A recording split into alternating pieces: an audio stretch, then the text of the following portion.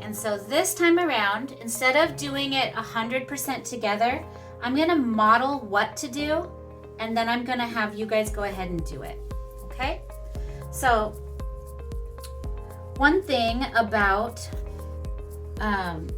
working with coils is you have a lot of choices about how it turns out, right? So if you like smooth, you can use your coils and then smooth them out so that you can't even see that there were coils there. If you don't like the smooth texture and you like pattern and things like that, then you can choose to leave your coils exposed. And so what I want you to do right now is, we're gonna take a second and play around with some cool coil shapes that we can make. So if you have your clay out, start rolling out a coil real quick.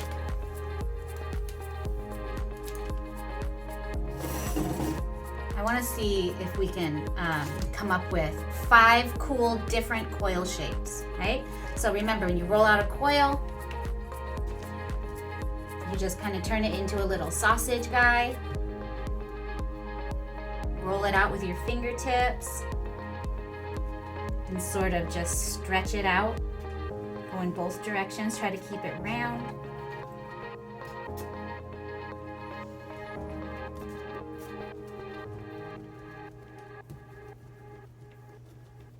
Until you have a nice clay snake, otherwise known as a coil. All right, so with these, we can do a couple different things. So I showed you the cinnamon rolls, right? When we made our base, we made it as a cinnamon roll. So one thing we can do is we could take cinnamon rolls and we could stack a series of them along the outside of our vessel, okay? We can also do zigzags.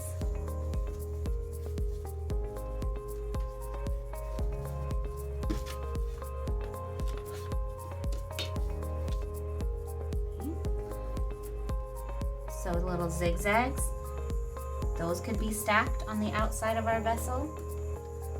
So do you see how we can use our coils to build up and not necessarily to just stack them, but now we can use them to build walls. Okay, so then there's another kind of coil that we use. It's a little different, and so whenever we're doing exposed coils, we often will use little balls of clay. Okay, so those little balls of clay, we use them to fill gaps, but you can also use them as a decoration. So taking little balls of clay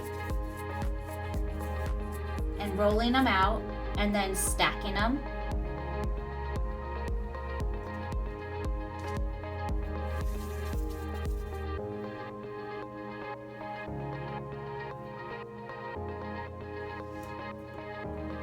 Let's see. Other things we can do besides cinnamon rolls, zigzags, we can do here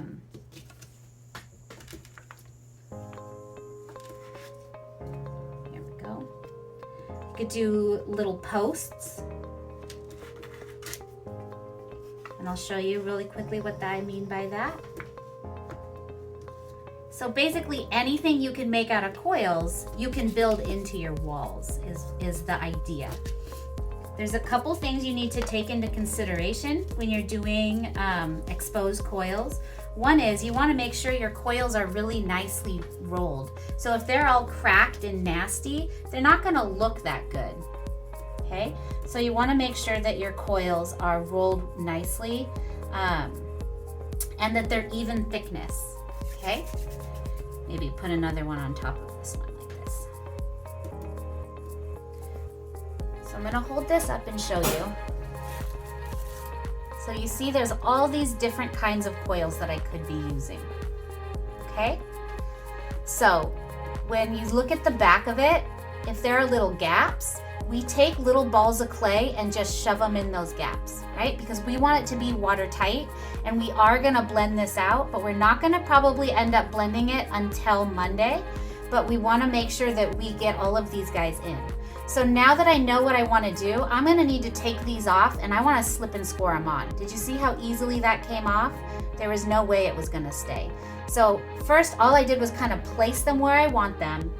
Then I'm going to go in and slip and score them together. And then on Monday, you can do it by yourself if you want to, but I can do it. You can do it with support with me. We're going to blend all of the inside in.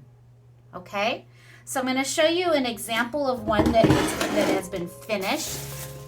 The expectation for you guys is that today you coil 3 or more inches up using exposed coils. Okay? So here's my smooth coils, right? I stacked them and blended them inside and out. Here's my exposed coils, and I did all sorts of patterns in there with little balls and zigzags and long straight ones, and this way, that way you can braid them together. There's all sorts of things you can do. If you were inspired, I want to say, before you even start working, maybe do some research and look up a Google image search or a Pinterest search. What can you make using coils? Coil shapes, right? Say coil project. And you're going to see tons of examples from high school students and middle school students. When you say project, you're going to get a lot of young people experimenting with these techniques. Okay, so here's my inside is still being blended, but it is blended together here. So this is going to be your task for the day. This is 4 inches. You only have to do 3, but in that 3 inches, I want you to make sure you have 3 or more different coil shapes coming together. Okay, so if you look at mine, I have the balls here. I have the horizontal coils. I have zigzags. And then I have these outlines that are going around the zigzags. And then again, more ball texture. So however you put yours together, we're still going straight up. We don't want it to start coming out or going in yet. We just want to go straight up because we're making a bottle shape.